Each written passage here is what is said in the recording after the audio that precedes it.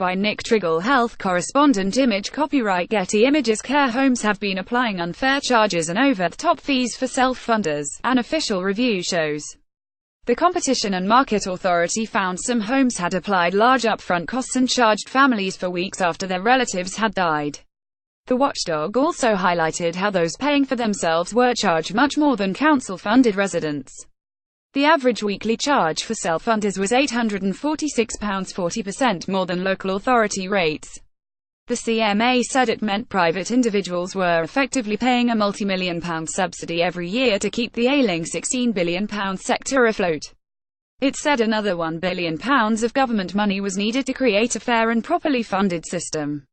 The year-long review by the markets watchdog also highlighted an inadequate complaints system, making it difficult for families to raise concerns, unclear terms and conditions, fees being raised after residents have moved in, insufficient support at a national level to help families navigate their way around the system, families and friends being unfairly banned from visiting. You don't fight when you are bereaved. Image copyright Deborah Ives. Image caption Jean Richardson's family were invoiced for 4 weeks' room and care costs after her death. One family member who was left with charges is Deborah Ives, from Thetford, Norfolk.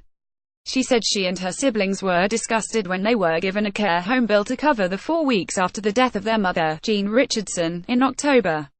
The day after she died, we removed her personal belongings, leaving the room free for future residents, she told the BBC. Within a week we were issued with an invoice for 4 weeks post-death care costs of more than £3,000 to cover the use of the room, food and care shared, never get, and the cost of re-advertising the room.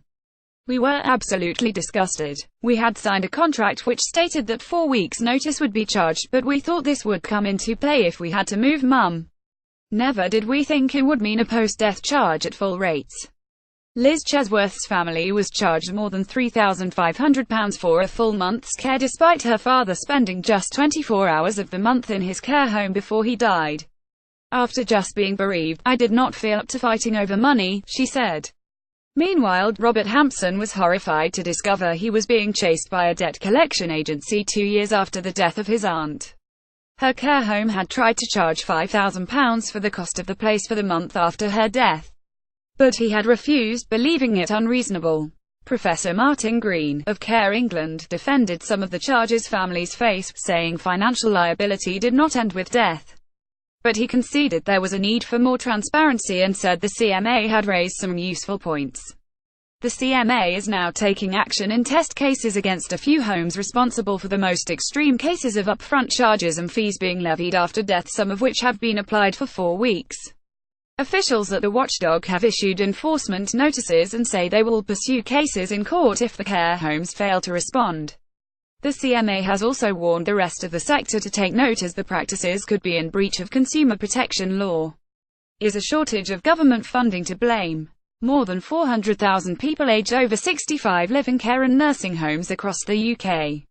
4 in 10 pay the full cost of the places themselves. The rest receive some help with funding from councils, or in a minority of cases the NHS, as the system is means-tested.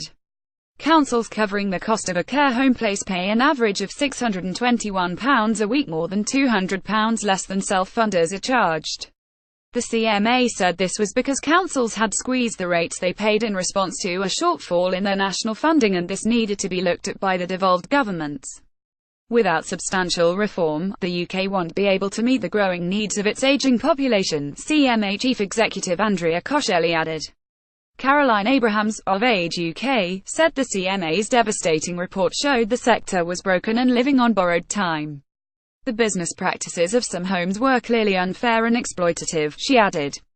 Councillor Izzy Seckham, of the Local Government Association, said the stark reality was that councils simply did not have enough money to pay for places for those entitled to help.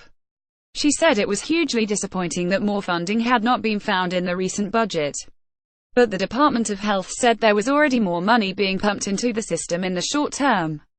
Before the election, an extra £2 billion was set aside for the next 3 years. Next summer we will publish plans to reform social care to ensure it is sustainable for the future, a spokeswoman added.